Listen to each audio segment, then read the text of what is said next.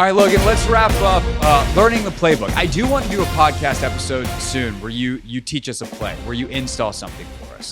But instead today, because we didn't plan that ahead of time, we'll just talk about generally kind of what goes into this time of the year. What's happening in the classroom, what's happening on the field, like what percent of the offense is it, and how hard is that transition from college to the pros? You've obviously done this. You've also, I think the interesting comparison too that I would ask you about specific to like the rookies versus some of these vets that we're talking about last weekend versus this week is like, how big is the difference when you're going from college to pro versus team to team, system to system? So what is this time of year like, and like what is actually happening? Take us through a day if you can of an NFL player in May. Yeah, so essentially, like what they're probably going to do, and this is an assumption, is they're going to go through their installs in conjunction with the OTA schedule. So it'll be like the first practice will be day 1 install, the second practice will be day 2, third practice will be day 3. You'll take a little break. Next time you kind of do a day of review on those installs. So OTA number 2, review the installs, go 5, 6, 5 and 6. The next time is a review of all of that information, then 7 and 8. And they'll probably throw a red zone and short yardage in there somewhere. But it usually is an 8 to 10 day install to get the whole offense in. And then they'll do the whole thing over at mini camp. They'll start, 1, 2, 3. That'll be the first day, 4, 5, 6, second day. And then the third day will be a review, usually, depending on what they think the team can handle and what's going on. It might be different because it's a new offensive coordinator, defensive coordinator. But for colleges, like when I came out of UCLA, like we ran a West Coast pro style. We ran, the fullback and a tight end. And I had been through, 2 different offensive coordinators and a bunch of different position coaches at UCLA. So I had kind of learned how to deal with different terminology and different language. So when I got to the NFL, it was challenging because the volume is so much more. Like in college, you're always negotiating like what the kids can handle because they're in school. They've got a lot of stuff going on. And also when you were in school, there was the 20-hour rule or whatever that was. Yeah. So there was like literally a limit on time. Yeah, absolutely. So, you're negotiating that. But like when I first got to the NFL, I was kind of blown away by the total volume. And then what they were asking us to do, like I remember being shook. I remember I had a mental mistake my third or fourth OTA where it was a play where it was like check with the quarterback. So it was like, here's the play, here's the first play. And if we get this look, we're going to check to this play.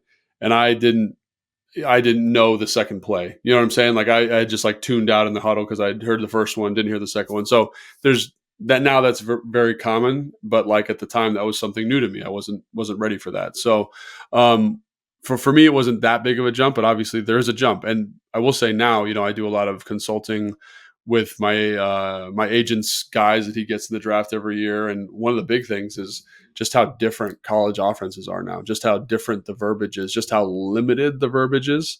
And so when you get to a system, I don't know what Kliff's verbiage is like. He's from the kind of the air raid system, which is notoriously light on verbiage. But like if you go to Kyle, for example, like a play in UCLA's offense right now, or under Chip Kelly, is literally one word. It's like rip. So that tells you the protection, tells you the formation, tells you the route concept. That is not how West Coast offenses do it. So you now have a formational tag, you have a protection tag, you have a play tag. And some people say, well, that should make it easier. It does not, because that gives you so much more flexibility from a formation standpoint. So now instead of having one formation that the route is tied to, like for example, like stick spacing is like day 1 install stuff. You get a card, you get a sheet with like that's gridded off into 6 different boxes, right? So stick spacing is a flat and an out, and then over the ball and a pivot, like an 8-yard pivot. The thing is, those 8 boxes on that page and the next page afterward, there's probably 14 pictures total, are all different formations and all different ways to tag the route concepts within those formations. So instead of now having to learn rip, you now have to learn 14 different variations of the same rip 1 concept. through rip 14. Correct. And so that can be very, very challenging and very, very overwhelming for young players. And a good coach, a coach that's good at installing, understands that and will kind of truncate that. Hey, we're doing pictures 1 through 4 today, guys. So let's calm down. Don't worry about those other ones. We'll get there at some point. But I think that's the thing that I see with young guys coming out now is like it is a a verb. Like I think about LSU's offense, like and what Jaden's going to have to go through, and what that looks like here is, obviously he was a very simplistic offense as well, kind of one or two words from what I understand. And again, it might not be that big of a jump for Kliff because Kliff has a college background, so the language might be different. I should probably have a conversation with him about that, but it's definitely a lot, and the responsibilities of the position are more because you have more time to study and develop kind of answers to stuff as an offensive coordinator. Yeah, no, I think it's so fascinating, and just like the intensity of it feels. I mean, I get it feels like to an outsider, like it's damn near impossible. But I guess if that you're a football player, like that's what you've been doing your whole life, is like you learn how you learn, and you probably, whether it's flashcards or whether it's saying plays to your roommate who you're staying at the hotel with, or like you have ways that you've had to do it, and you understand your responsibilities. When we talk about like day one install though, how many plays are we talking here? Is that 10 plays? Is it 40 plays? Like what is the depth of day one install, or day two or day three? It depends. Like, so I think to the lay person, it might seem like there's a lot of plays in, but like with Kyle, for example, like we would run, let's just take a simple run. So like we'd take like, outside zone 18, like it was what we called it. 18 was the number. And so that just means the backs run to the outside leg of the tight end. And so you think, oh, that's pretty straightforward. You run that, but you can run that out of solo. You can run that out of split. You can run that out of all these different formations. So it looks like you're running all these different runs, when in actuality, it's the same run, just out of a bunch of different formations. So I think the hardest thing is not the total play volume. So you probably have 3-4 runs in, maybe 5 runs, and then 6-7 passes. Like nothing crazy. The challenge comes with the variations. Like you could say, hey, Logan, drop. Like I still remember plays from when I was with Kyle. The problem is like, oh, what is the formations? Like every once in a while, something will come across my feed on Instagram or Twitter or whatever. And it's like, or someone will send me something from Twitter because I don't have a Twitter. But I was about to say, they don't come across for you on Twitter, except for when we send them to you. Right. But so then you look at it and you say, oh, I remember that.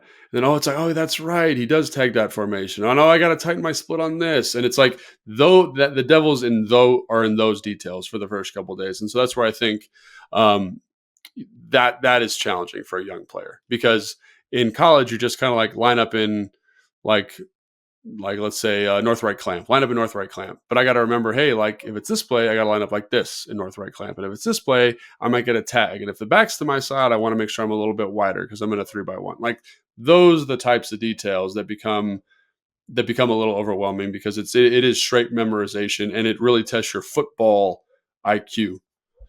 Well, so that actually I was gonna ask then is, in some ways, it feels like it'd be easier if you understood the totality of it, because you then understand why you are doing things. But that also feels incredibly overwhelming to a young player. If I tell you, you can just learn what you're supposed to do, or you can learn what everybody's supposed to do, you'd be like, I'm going to focus on me first. And I'm just going to know that I have to run 5 yards and turn around and try to catch a football on this player. I have to run it out, or I have to run this. I have to block that guy, whatever. But if you understand the why you're doing that through the totality of a concept over time, you're obviously going to get, you're going to be a much more successful football player, because you can understand the little nuances, why you might know when to break a rule within a play. Like you can be more instinctive and reactive because you understand the bigger picture. So how did you start? And if you started by focusing on yourself, when did you turn into I'm going to learn the entire offense guy? So basically it started off where like I remember I was like highlighting in my book, and I think like, I got the corner. Let's highlight the corner so I know what I got. And then, it's at this formation, I got this. So, and I remember doing that. And then Kyle, and then I think Cooley said something to me also, but Kyle, I remember in the meeting was like, hey guys, make sure you know the whole concept, because you could line up here on this play, but you could be number 1 on this play, but on the next play, you're going to be number 2 and the route's going to be different. And I was like, that's a good point. So you really got to know the whole thing. And then I remember Cooley saying to me, or Cooley, or definitely wasn't Fred, but probably Cooley. And he was like, yeah, man, make sure you know the whole concept. And that was kind of overwhelming, but I was like, okay. And so it did help. That I think that was maybe the biggest accelerator to my learning the offense process, was basically being like, okay, like this is scissors, right? It's a corner by number 1, it's a little snag by number 2, and a post by number 3. So then that way I knew if I'm motioning to a 2 receiver side and I'm off the ball, I now have the snag, right? So like instead of me having to learn these 2 separate items, I learned the same play and just was able to intuit based on the rules what we needed to do. And I think like if I was going to give advice to these guys, I'm like, learn the concepts, man. Like don't mess around with highlighting yourself in the book. That's something as I got older and I became the mentor, I was always a big advocate of like, do not highlight yourself. Know what the concept is, know what the spacing is, know what the rules are for everybody. And again, that's not going to happen overnight, but like make sure you have open ears when you're listening to this install, because like you're going to have to line up on the backside of this stick concept and run this thunder. Like what are your rules versus thunder versus press? It turns into a fade versus cover 2. It turns into an 8-yard stop. Like down the list, you know what I'm saying? I actually messed that up, but you get the point, right? It's like it's a different thing, but you know what I'm saying? Yeah, so Kyle, like if you're listening, he still knows his stuff. Yeah, I don't. Yeah, that's wrong, Kyle. Sorry. I had a stress stream the other night that I messed up something in an install recently, so it is coming back to me. It is football season. Damn, that's intense. So that's really cool because so if we go back to rip 1 through 14, if you will, yeah, like it really is just like number 1 is doing this, number 2 is doing this, number 3 is doing this, and if you learn that as rip, and then you just have to figure out where you are. Correct. Now you don't have to learn rip 1 through 14. 1,000%. Because then you're like, Got oh, well, I'm the motion guy this time, so that means I've got this, and then it's like, oh, I'm actually going to the stick side now. He tagged the X on the stick. I have the flat. Great job, me. You know what I'm saying? So instead of having to memorize each individual minutia, it's like this is stick. Someone's got a 5-yard out. Someone's got a flat.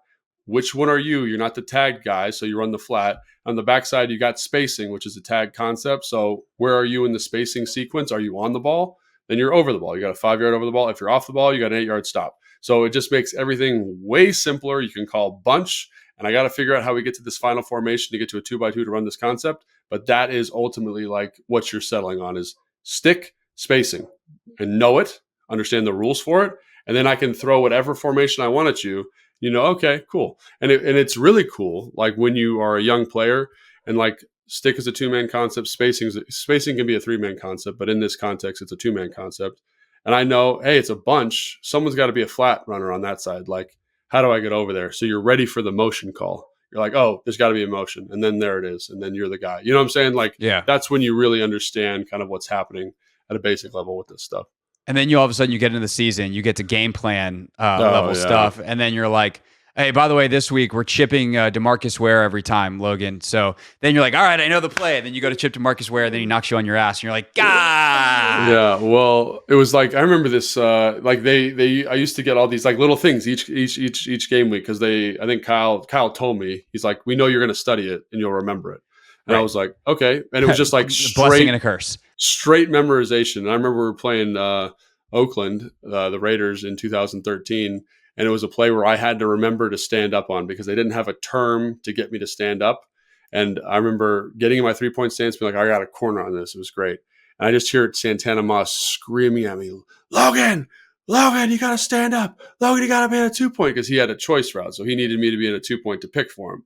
And I was like, oh, I do, but I have my hands down. So Tana, you're screwed. And then they called timeout. Not for me, but for something else the Las Vegas did. So I was able to stand up, but Tana gave me an earful for not remembering that one little detail. And I still, again, that's why you have stress streams for all these little mistakes you've made over the course of your career. That's really funny because you still work with Santana. I do. He probably doesn't remember.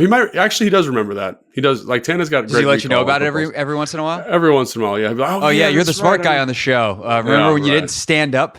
Yeah, it's always tough. But hey.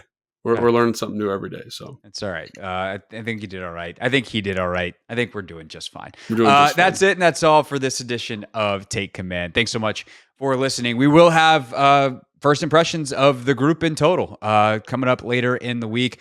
Minicamp is open 1 day a week to the media, so we will talk about it, obviously, each week. We also have something really cool. I don't think we're quite ready to tell everybody what it is yet, but we have something really cool that the Commanders have done that the people who did it are going to talk to us about coming up later in the week. It is a football-adjacent thing, not like a marketing or whatever, but it's something very, very cool that we're going to hopefully have later this week, if not early next week, so stay tuned for that. Very nebulous and very not transparent thing that I just told you is coming. Anyway, thanks for listening. Subscribe if you haven't. That's Logan. I'm Craig, and we'll see you next time on Take Command.